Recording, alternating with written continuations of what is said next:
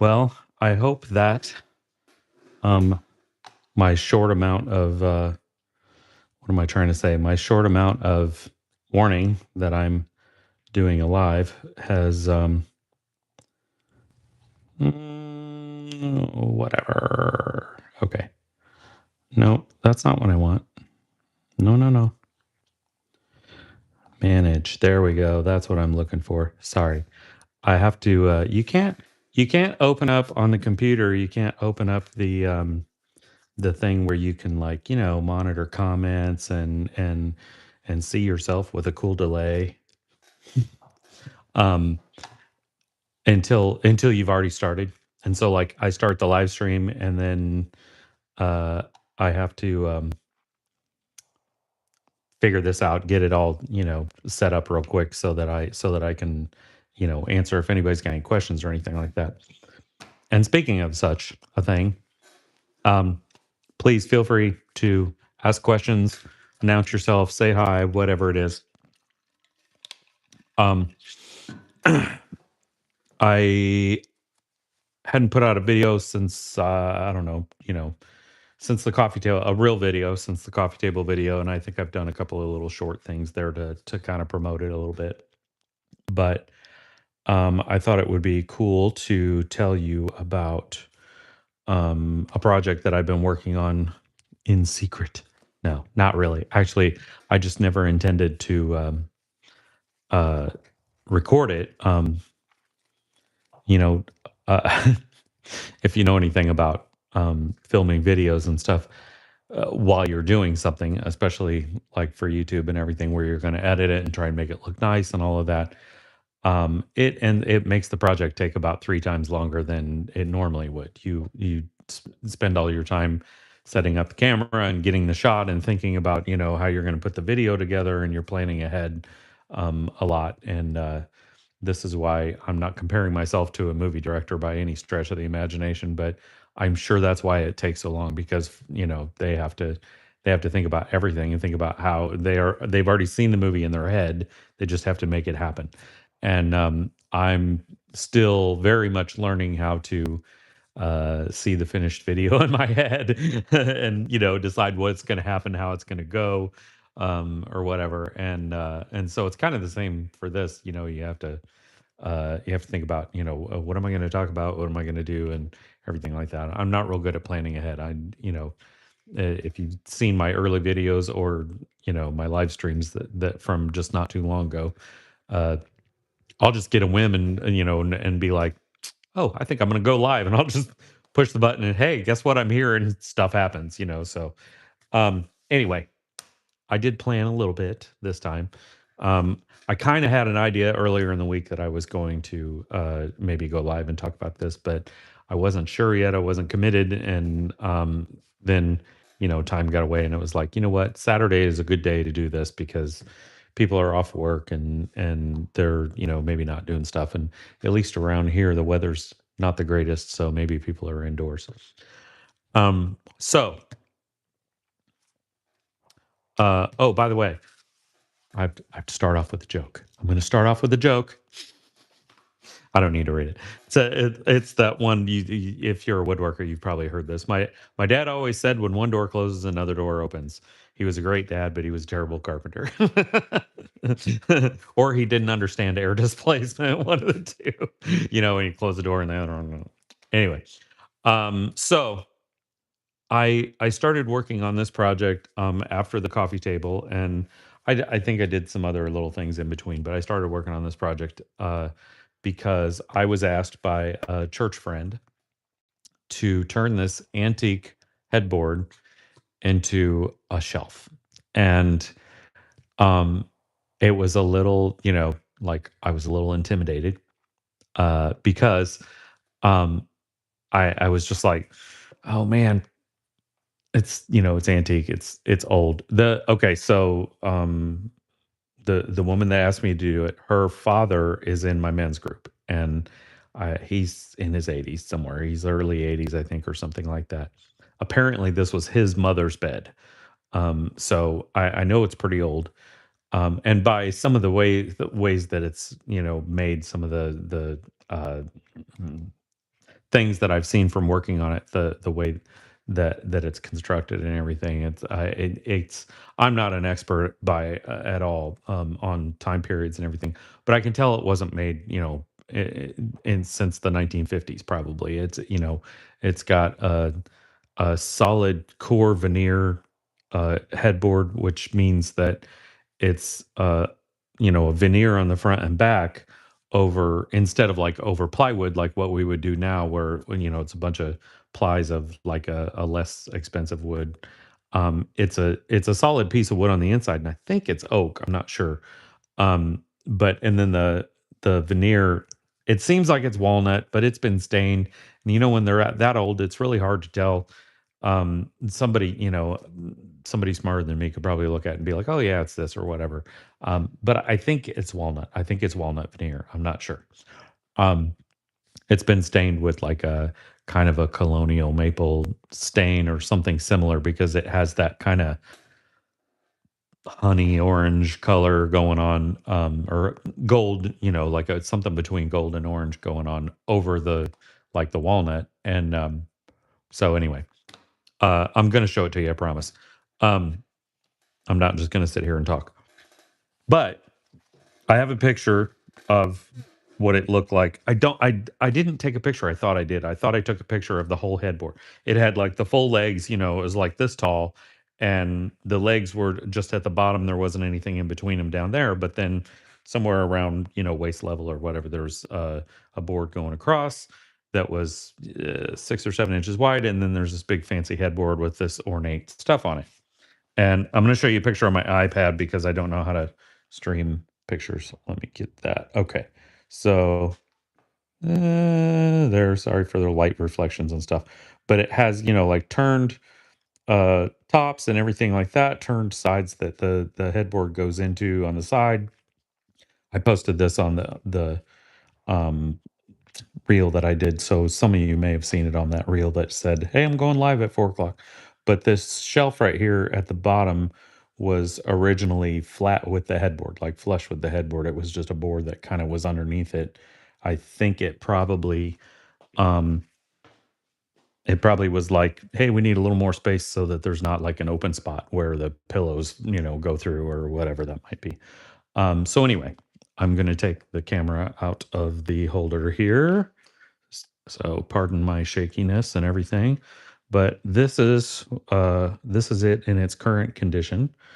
Um, it has, it's got this really uh, there's grooves cut in it, like a almost like a routed thing. I think they must have done it with not, obviously not a spinny router, but like some sort of carving tool or like a router plane or something like that. It's got this cool applique up here that had a little piece was broken off at some point. Um, and there's a seam across here, which is interesting. I figured they must have like it must have been like sort of mass produced for that time. I don't know, but there's a seam there where there's like some joinery and stuff in there that you can see it. And so I thought, well, maybe it was, laid out, a bunch of boards were glued together and they did a whole bunch of these at a time, carved them all out or something like that. Um, and then you can kind of see here, this is the oak solid core. That's probably why they made it solid core, because it wasn't, some of it was going to show. And you can see right here, some of that also. It's cut, and there's a joint right there. And I'm not trying to point out flaws. I'm pointing out the what cool way that they made stuff back then. I mean, it was just very interesting and probably done with a lot more hand tools than regular tools. And so I don't know. I don't know the history of it or necessarily or anything, but I just thought it was really interesting. So what I did was I took this board that originally was down like this. It was in between the the turned upright leg things or whatever, and I put a little rabbet in it there so that it would fit onto the bottom. And I ran some construction screws up there. I did glue it also, but I ran some construction screws up there. And then I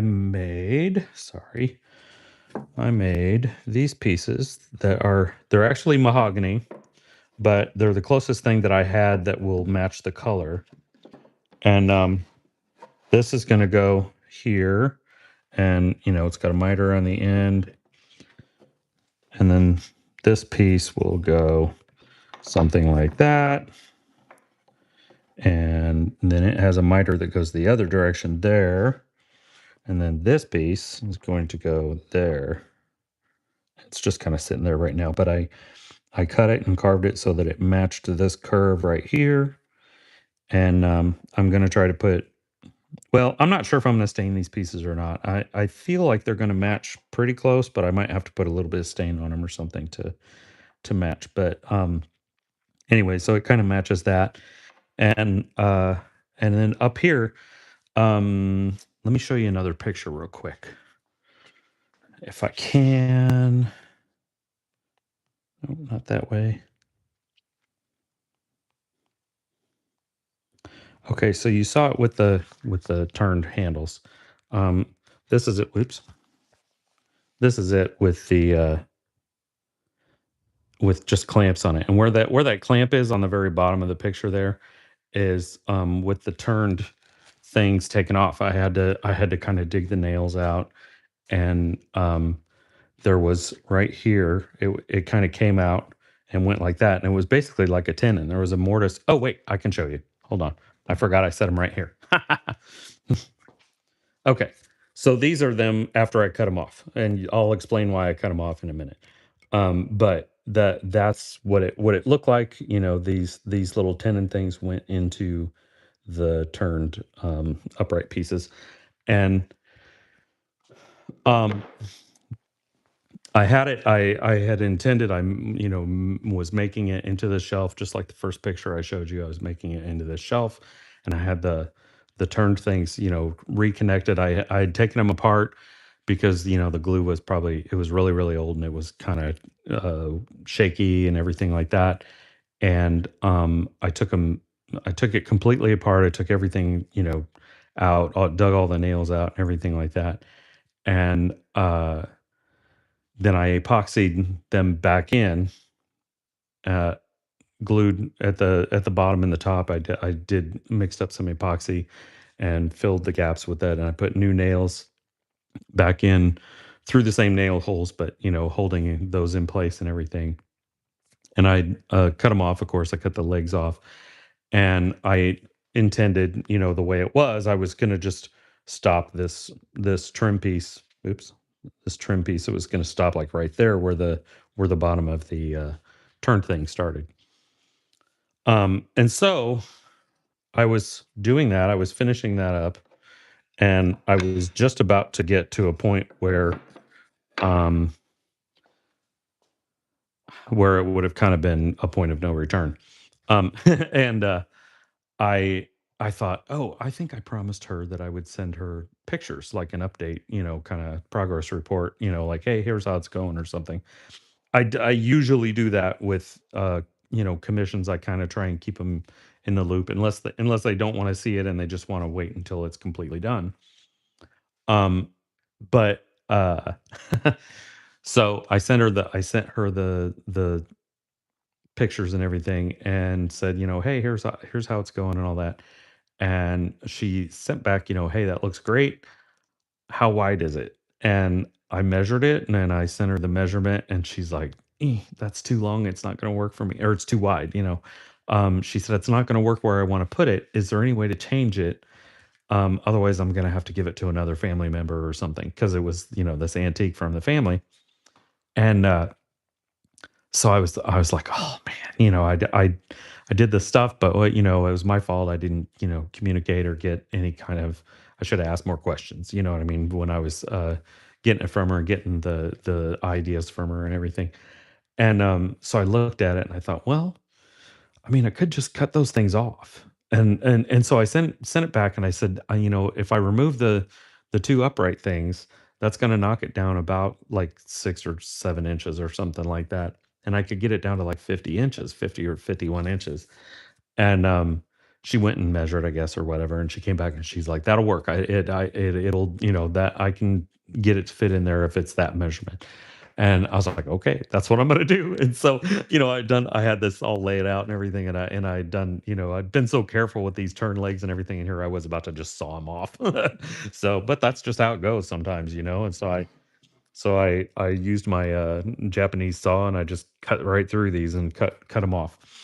Um, and so I already had some of these pieces, these little trim pieces made, and that was, kind of a challenge. I was like, how am I going to do this? I need to figure out how to make this, because once you get down here, and then I have to do the miter the other way, and I was like, I it's sad to admit, but as a woodworker, sometimes I have trouble with three-dimensional thinking. I was like, how's that gonna how's it, and I'm just so I made sure that took it real slow and careful, and I figured out how to do it and everything, and then and it turned out fine. Um the other thing that's gonna be kind of cool is that these pieces weren't quite long enough. I don't know if I'm gonna be able to show you that on there, but there was gonna be a gap in the middle, where these two trim pieces meet. So one of them is gonna be like right here, and one of them is gonna be right here, somewhere around there.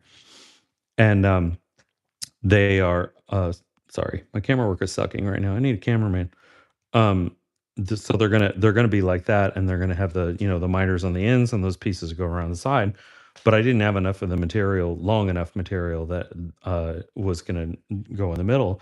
And I had this great idea. I'm gonna make a thing that go in the middle that's an ornament. So it's going to be like that, basically. And let me get a closer shot. There. And it's mahogany, and I stained it so that it would match. It's the same species as this, but it was much much lighter wood, and so I stained it to match. And I'm gonna try and get them pretty close to each other, but it's got it's curved. I did a curved kind of design, and you can see it like this. You can see the curve that way, and it just fits on there. And I did a nice little kind of routed edge around the front of it, and made like this cool little rectangle. And so it's going to have kind of an ornament on the front. And yeah, so hopefully that is going to all go well. I'm going to put this back up here because my shaky hand is probably driving you all crazy. But I really wanted to show you what I've been working on, because I didn't record. I honestly had no intention of recording the process of doing that. And then I got into I was like, already pretty far into it. And these things kept happening, like, oh, that was really cool, or that's the first time I've done that, or I have to figure out this problem, that solved it. And then of course the dimensions thing, where I contacted her, and she was like, oh, I need you to cut that down and make it shorter. And I was like, oh man, this would have made a great video. So anyway, it's not going to be a video. It's still not going to be a video, but this is it. I just thought I would go live and talk to you about it and explain it and everything. I'd love to have shown it to you, but 90% of it is already done, and all I've got to do is glue those trim pieces back on. And so that's just where I'm at now with that. But it's it's going to be really cool. Maybe I'll share some pictures in a YouTube post, or I'll do a YouTube short about it or something like that and show it to you once it's done. Because oh, and I'm going to put a French cleat. I always want to call it a French hook. I don't know why but it's a French cleat on the back. I haven't even picked out what wood I'm going to use.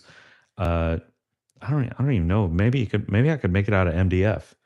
That'd be pretty cool. I mean, but just because I have it. But I have some. I know I have some plywood too. But so yeah, I'm gonna do a French cleat, and then I think I'll probably go and install it for her. Because it's got to end up in the studs. It's not super heavy or anything, but it's heavy enough that I feel like it needs to be in the studs. And so I'm gonna try and do that, and make sure that it gets hung correctly and everything like that in her house. So I don't usually do built-in, stuff or stuff that attaches to people's walls or whatever because it scares the crap out of me. I just, I'm like, oh, I don't love the idea of making something for someone else's, shop. In fact, the little project that I did between the coffee table and this was another church friend. They are they have started a kind of a personal food pantry for just like, people that they run across, people that God puts in their path. Um and so they've got these industrial shelves in their garage. It's like you've probably seen them. They're those ones that are they're like, steel plate steel things, and they got big wire, uh like, pretty thick gauge wire as the surface of the shelf. And there's usually like three big shelves, and then it's like, 6 feet long and like 2 feet deep. And they hold a lot of weight, and they're really, massive shelves and everything. But the shelves themselves don't have any kind of lip around it. It's just like the wire, and the wire is actually bent so that it raises up just a little bit. And the intention being that there isn't a lip. They want you to be able, generally you're using it where you're putting like storage tubs on it or something like that, or boxes, and you don't want it to catch on anything. And so, they designed it correctly. But my friends, who wanted to start this food pantry thing, they said, "Can you build us three, plywood things that fit perfectly on the inside of these shelves, or on the inside of the structure of the shelf, um, and have like a lip all the way around it, so that we can put these things on the shelf, and then we can put canned food, and glass like spaghetti sauce jars and things like that." And they're like, we don't want them to be able to fall off. We want them to be contained in there with just just a little inch or something like that lip. And um so I was making that, and it was the same deal. I didn't film it because I was just like, why would I film this? I should have. It would have been a cool project. Um, but again, like, I'm here, and I'm like, oh my gosh, I hope I did these measurements right. Because if this doesn't turn, if I'm off just a little bit or something, then it might be too long and it doesn't fit down in there or something like that. So I was scared. And then, and I took the measurements from the thing from his house, but then when I was delivering it, we were meeting at men's group, and I was just handing them to him and putting them in his car. And I'm like, man, I really hope these fit. He's like, oh, it'll be fine. And then sure enough, he texted me later, and he said they're perfect. They fit like a glove. So I took good measurements. But that kind of thing scares me, because it's some building something that needs to fit with something that I can't just walk over and test it, like something in my shop where I can make sure something fits right or whatever. Just can't do that with built-ins. You have to be really good at taking measurements, and then have it in your head, this is what it's going to do, and this is what it needs to be, and all that kind of stuff. So anyway, that was really interesting, and I like doing this project. Like I said, it scares me a little bit working with an antique like that, because it's like, man, if I mess this up, somebody's gonna be really mad at me. Um, but it was, it turned out really good, and I mean, it's not done yet, but it has turned out really really well so far. And like I said, I'll post some stuff when it's done. Um, Another thing that I wanted to talk about is I recently, okay, at church, um, I would see this truck every once in a while, and it was a white pickup truck, and it had what looked like an upside down wooden ship uh, on it, like the hull of a ship turned upside down, on the bed of the truck, looking like a camper top kind of thing. And I saw it there once in a while, and it was kind of interesting. Coincidentally, I also on my Facebook, you know how Facebook uh, suggests people based on your geography or who you hang out with or what the overlords are watching or listening through your phone or whatever. Um, it they put that suggested friends, like, you know, people that they think you might know or might want to be friends with on Facebook. And this guy kept popping up, and his first name is Parker, and he was in his profile picture, he's wearing a pirate hat, a tricorn, you know, the tricorn thing, like Captain Jack Sparrow on the Pirates of the Caribbean. And I did, you know, I remember thinking, well, that guy looks like he'd be pretty fun to hang out with. So anyway, about I don't know, a month or month and a half ago or something like that. I'm on one of the setup teams at church. We set up the we have to set up the band and all the audio equipment, the soundboard, and we have to rewire everything every single time because our church is also a venue for other events.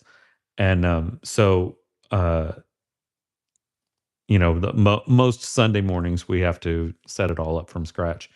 And so on the, you know, they've got an app that for letting you know when you're on the schedule to do that and everything, and it has all the information and says, you know, what's happening on the Sunday and everything, so you can kind of be thinking about, you know, where things need to be or what they might need.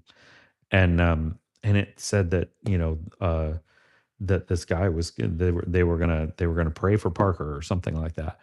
And I started to get, you know, through talking to people and just seeing how it was going and everything like that, I started to um, understand that the truck with the ship upside down on the back was his truck, and he's got something to do with pirates because he wrote a book. And this book, which I'm going to try to show you, maybe I'll come around there and get a little closer. It's called Pirate Parables. There you go. And by Parker Wanzer, that's his name. And it is so cool. It's such a interesting book. Oh, here, I'll show you. Um, so this is just I'm just going to pick a random page. So the top paragraph, it's got there's an illustration on every page, and then the top paragraph is this fictional story about a captain of a ship and his adventures and trying to, you know, build relationships with the crew. And there's all these things that are so cool about his about the fictional story. The bottom paragraph on each page, it's almost like a linear Bible.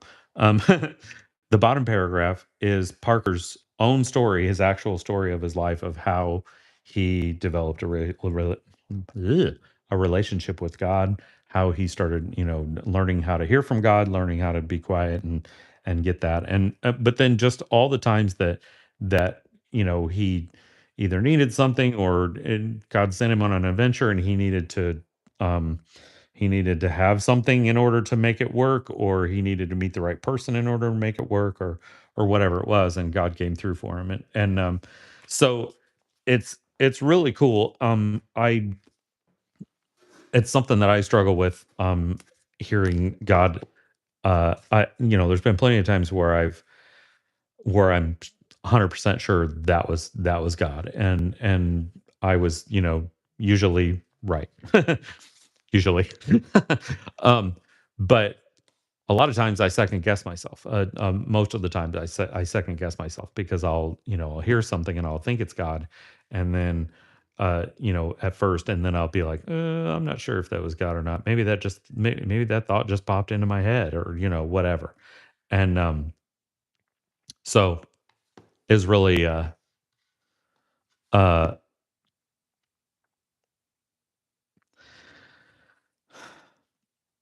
it it seemed like a good way for me to, because I love fictional stories. I can't read nonfiction. I'm so terrible at reading nonfiction. Um, and my wife is the opposite. She doesn't, you know, like movies is different, but when it comes to reading, she can't read fiction at all. It doesn't. She's like, why would I read that? It doesn't do anything for me, you know. And she, but she can read nonfiction all day long, and you know, it's like not that she reads self-help books, but that kind of thing, and she read a lot of stuff for her job for, in banking and all that kind of stuff. Anyway, um, so it seemed like, oh, this is cool because it'll be, it'll be partly fictional, but also his testimony of his own life and everything. And I just kept plodding through, and no, that makes it sound like it was rough. It wasn't. It was absolutely an easy read, and I would pick like 15 or 20. I started out pretty heavy. I like dove into it and I didn't stop for a while. I might have done like 25 or 30 pages on the first day or something. And there's a scripture at the bottom of every page, right underneath the yeah, you can see that from here, can't you? But there's a scripture at the bottom of every page that somehow relates to whatever. And some of them were a little obscure, like a scripture that I didn't know or hadn't expected or something like that. A lot of them were, you know, the the scriptures that a lot of people know either by heart or you've heard them before. There's scriptures that are very, uh, you know, well used, put it that way, and for good reason.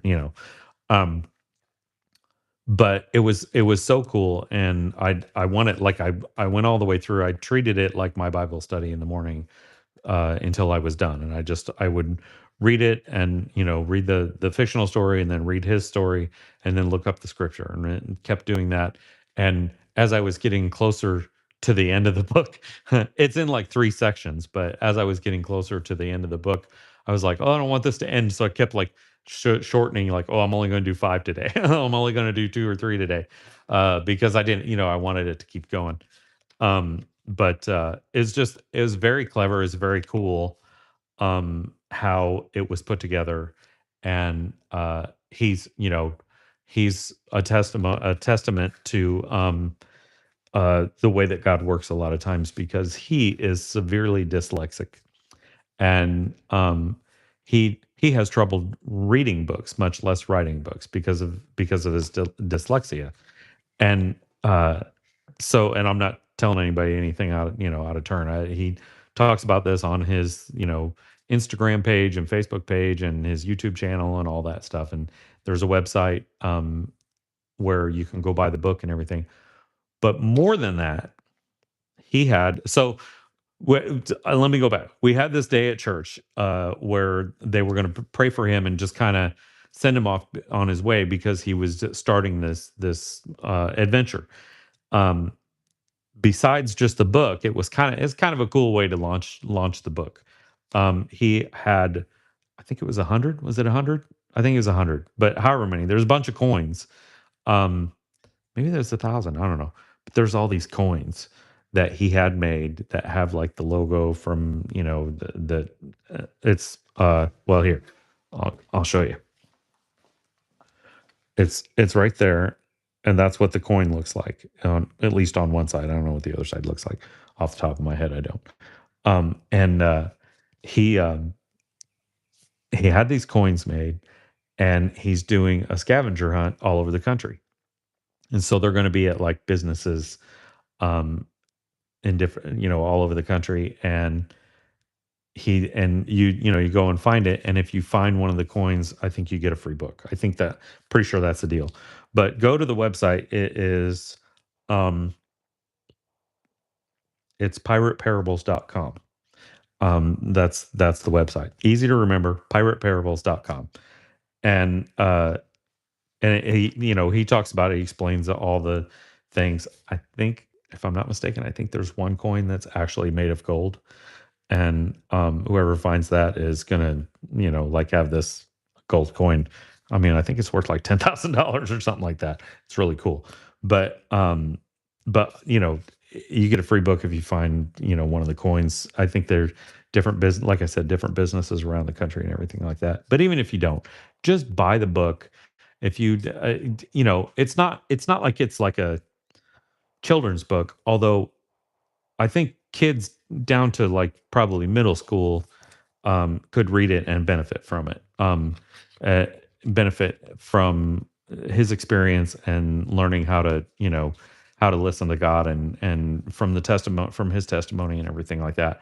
But also, It was perfectly good for an adult also. It's a real easy read, so it's not like it's in depth and, uh you know what I mean? I mean, it's more of a daily kind of thing because each page has a picture and a story and everything like that. And so, like I said, I would read like 5 pages at a time, and I would think about those things and try to take in, what he was teaching and everything. And I'm gonna go back and I'm gonna do it again. This time I'm gonna like take notes and remind myself, okay, you need to do this, you need to pick up this habit or whatever, in order to kind of hear God better and trust God better and all that kind of stuff. So anyway, Pirate Parables, do it, go buy it. Um, yeah, and it's not a sponsorship or anything like that. I I met him after the day at church when they were praying for him in the service and everything, and he was announcing that he was doing this scavenger hunt and all that stuff. He had, I think he said he had like 30 books that he was going to give away. um, After church, he had a table set up somewhere, and he was giving away like 30 books. So I got it. I got it signed. Got his signature right there. And so I got to talk to him for about 30 seconds, and I was telling him about the his Facebook picture, popping up with the pirate hat and everything like that. And he goes, "Do it, man. Send me a friend request." And so I did. So anyway, it was very cool, and um I just really enjoyed the fictional tale, and it how it kind of showed how God intends us to relate to each other. Because I mean, think about it. It's pirates. These are people that steal, kill, what the pillage, pillage the village, and all that kind of stuff. I mean, they're typically not nice people, and this is a story about a bunch of not nice people, um, being having their hearts and their minds changed uh, into guys that are generous and loving and giving and all that kind of thing is very cool. All right, enough about that. Parker, awesome job.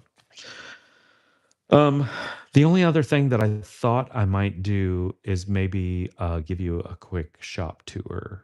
Um, I know, if you've been watching my channel for any length of time or whatever, you've probably seen some things, but I thought I would maybe just go around and do like a quick kind of shop tour thing. Um, so I won't take very long. I'll just do that real quick and then I'll be done. Um, and yeah,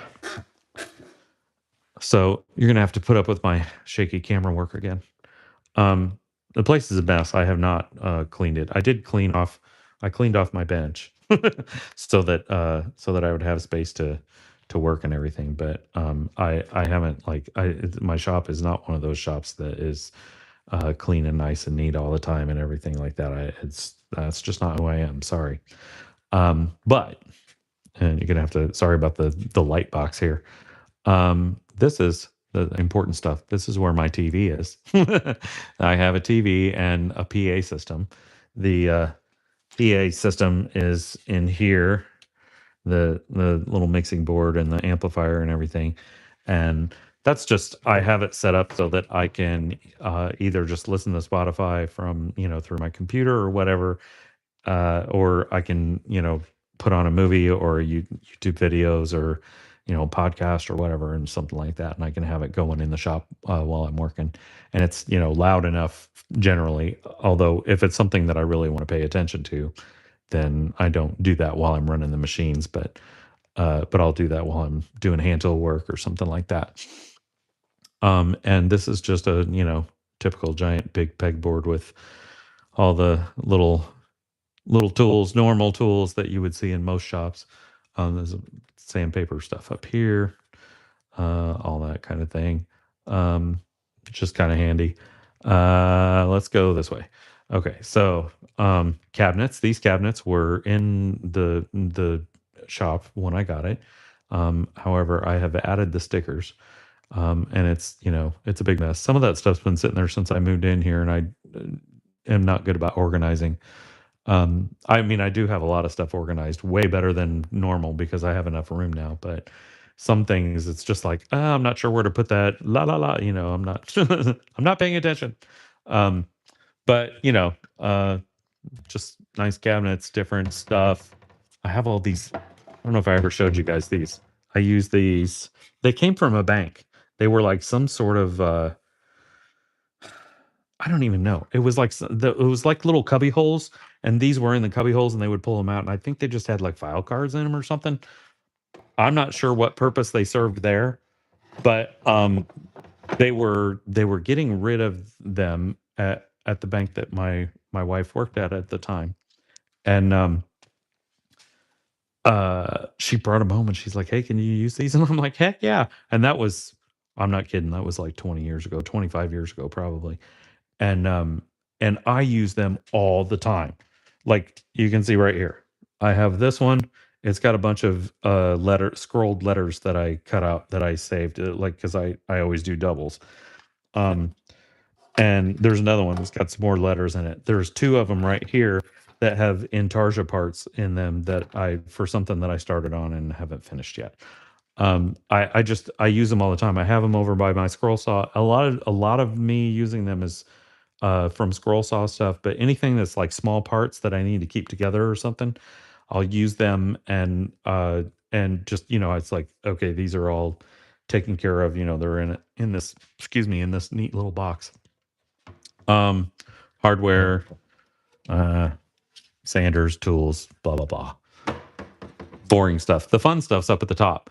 I have I have my toy trucks from when I was a kid, and they're very old. They're like, I think that silver one. My dad played with that when he was a kid, and that was in the 1930s. So it's pretty old. And the Tonka truck, I think, was mine. I don't know. I'm pretty sure that's 60s or 70s or something. I don't know about the grader thing up there. I'm not sure about that. And then just some other, decorative junk that I got up there. I made that. I don't know if you can see that alphabet thing. I made that. And the little pig up there, it's actually a piggy bank. I made that in junior high in like shop class. Let's see. I made this since I was here. It is holds all my, driver bits and stuff for my drills, which are sitting over here in the corner awaiting me to build them a home. I have plans that I downloaded from some Etsy thing that, I got for like $2 or something like that. It's just a real simple plan for one of those. It's like a charger drill station, and the drills like slide into it hangs, and the drills like slide into a slot and kind of hang there. And then it's got a space at the top for like all the chargers and all that stuff. And you're supposed to build it out of MDF or something. I don't know, but I've got the plans and I just haven't done it yet. Obviously this is my hand tool thing with all my planes and chisel, some of my chisel, my good chisels anyway, and router plane and spoke shave, and my squares go on there. Put it on here so you can see what it's supposed to do. That goes on there. Oops, I knocked down Jesus. Can't have that. Sorry, Jesus. I'm setting you aside. Okay. So yeah, and then I got another middle-sized one that goes there.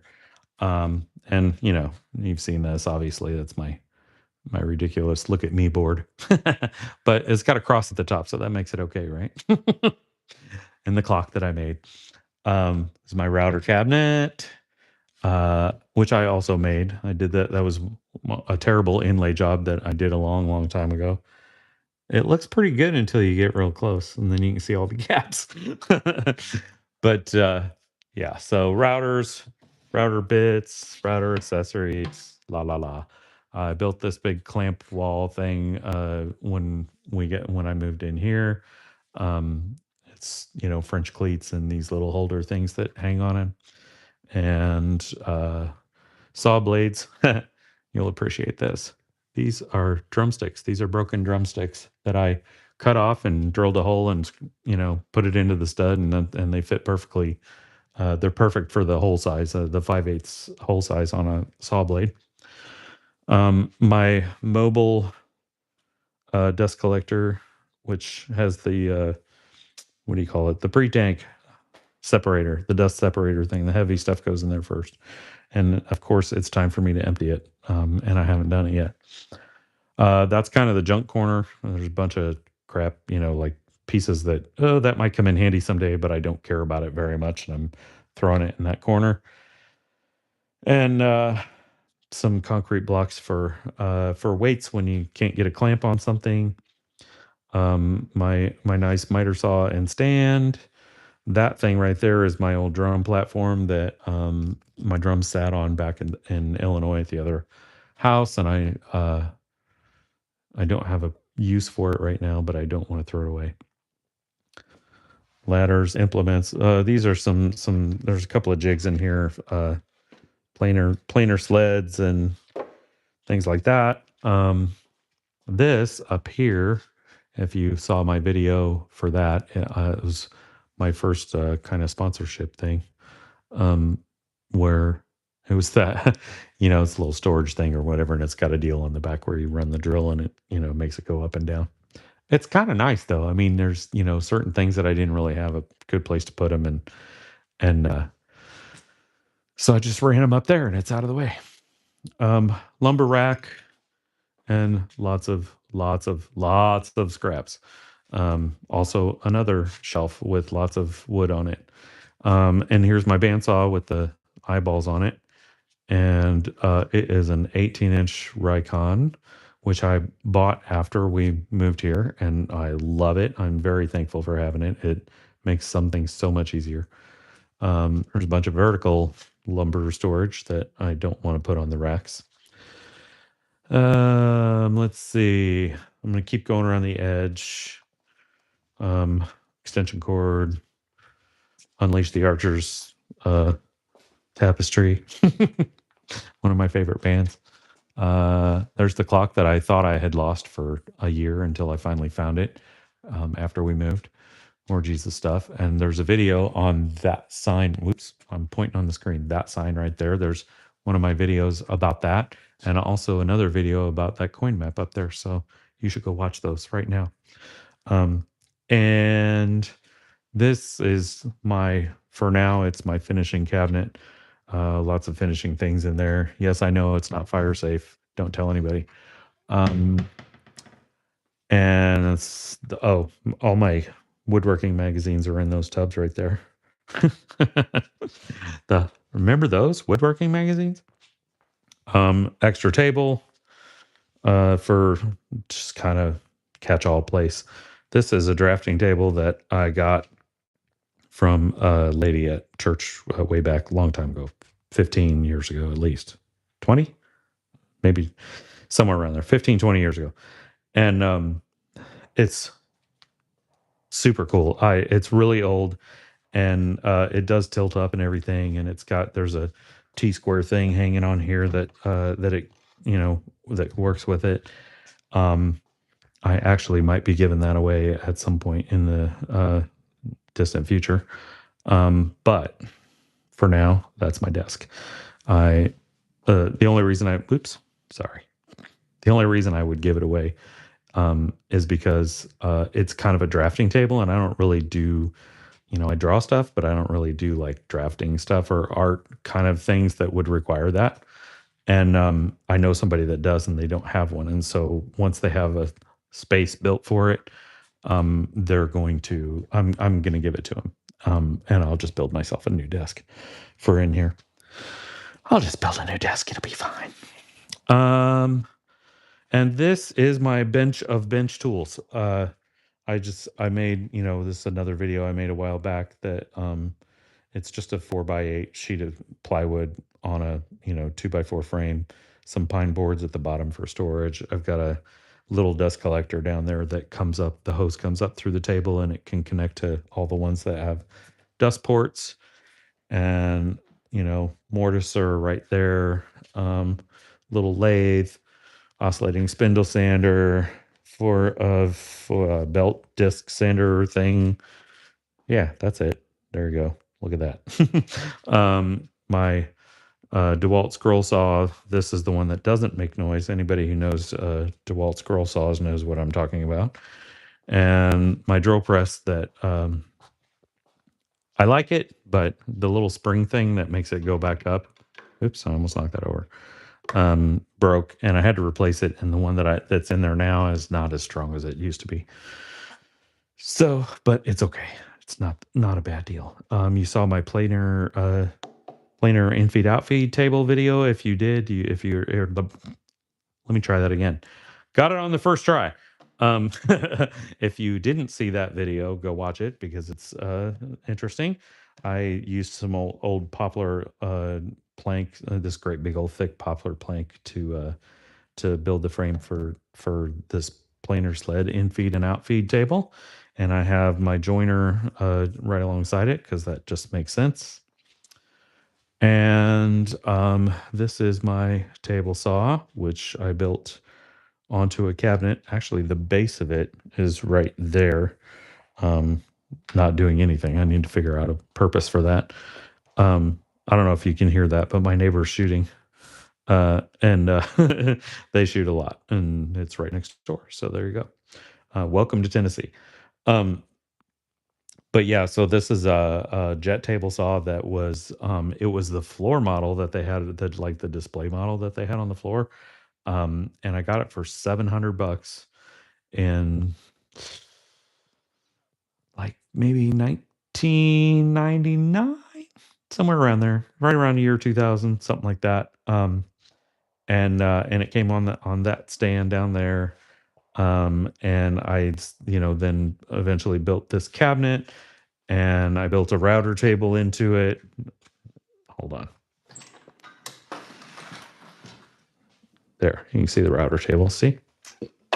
That pops up, and kind of like the Norm Abrams router table thing. And yeah, I won't bore you with that. I did build a tray not too long ago. I built a little tray on the side of it because I just wanted, I wanted to contain some stuff, so I've got like the thing that you change the blades with, and just a bunch of table saw accessories down there. My workbench that I built also a long time ago with the replaceable top. You've seen that in videos.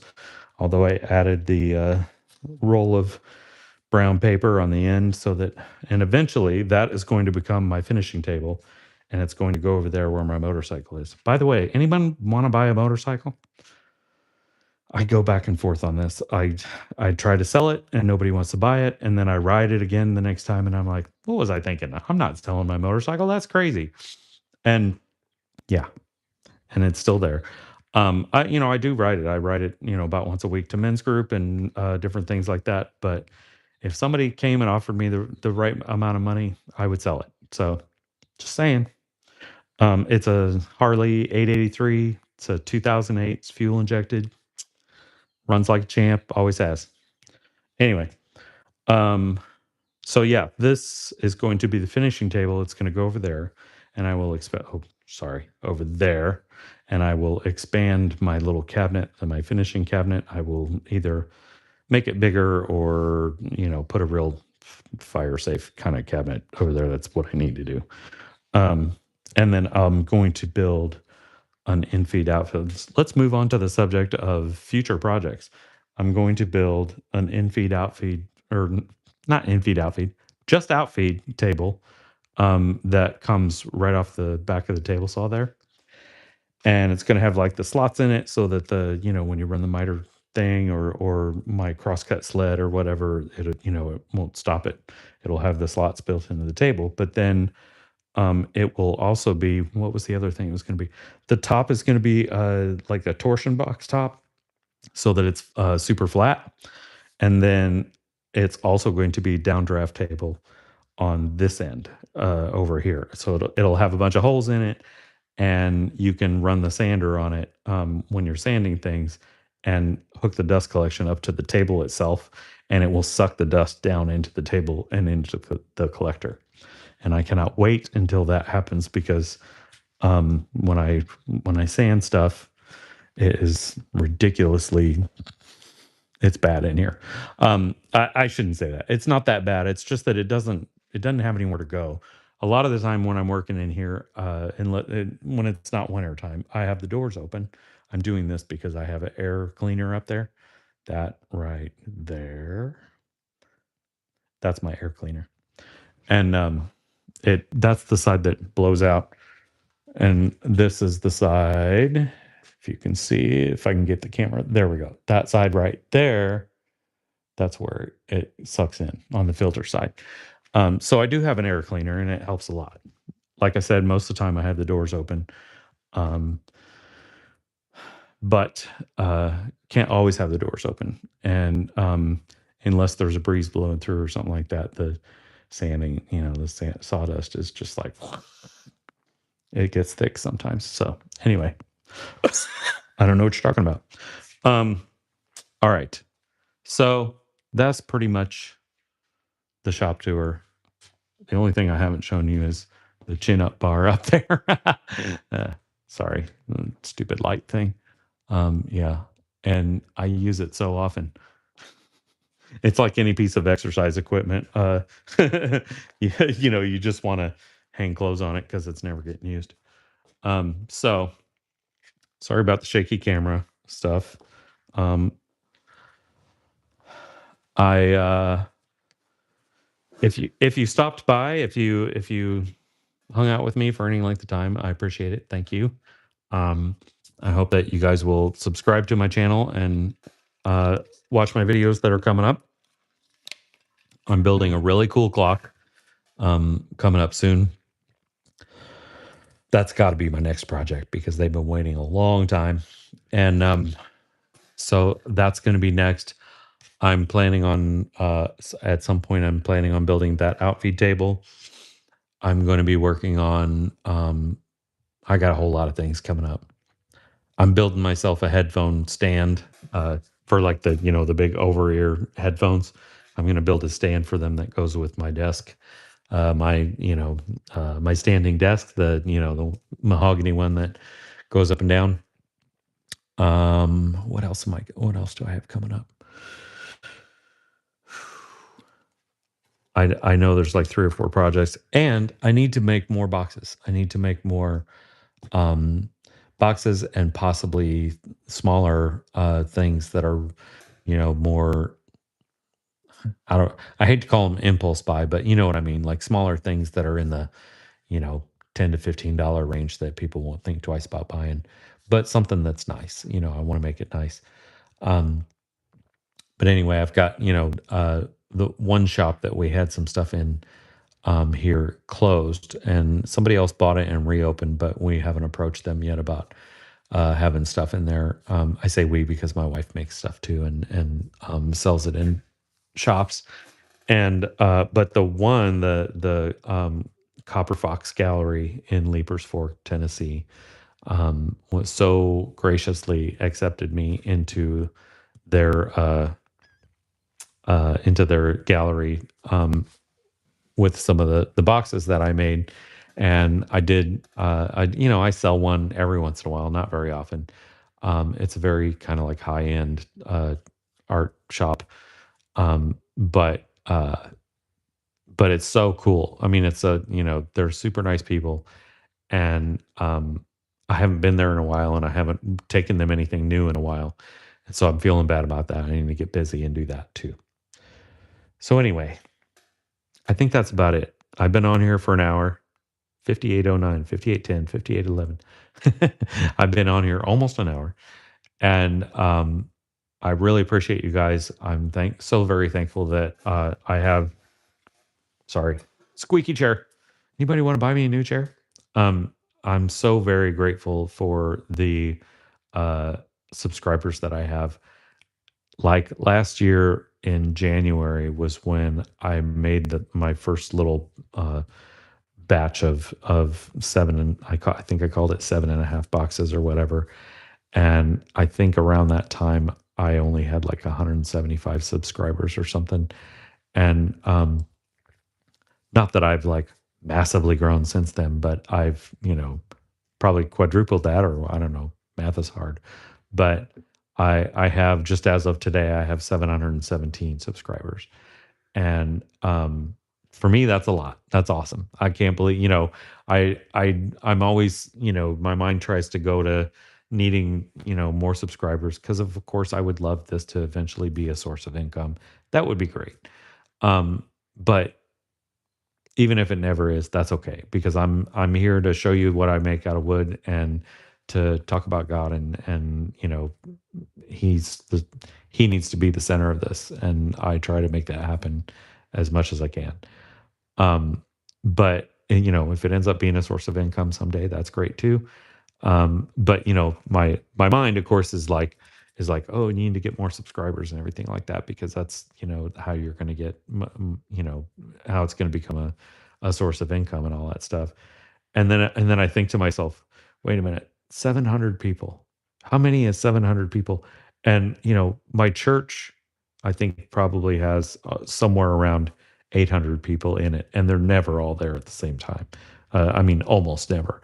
And so if I just think about my church at its fullest, when the weather's nice and it's a venue with the garage doors, the glass garage doors that open all the way around on three sides, and they put seats outside, right outside those doors, and they have PA systems out there, which I set up sometimes. So when I think about all of those people, that's probably getting close to the 700 people, and I'm like, wow, that many people have hit that button and said, I want to hear more of what you had to say. And that's just that blows me away. That's fantastic. Obviously, there's people out there that have 30,000 subscribers or 100,000 subscribers or whatever, or even 2,000 or something.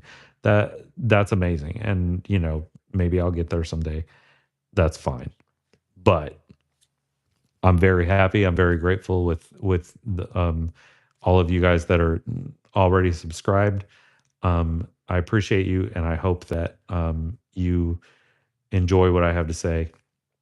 Um, Please comment if you want to share my videos. That's great, but commenting and getting some engagement going, asking me questions, whatever. I'd love to hear more from you guys. So really appreciate you all, and I'm going to go now, which means I have to walk towards the camera to turn it off and hit the little button.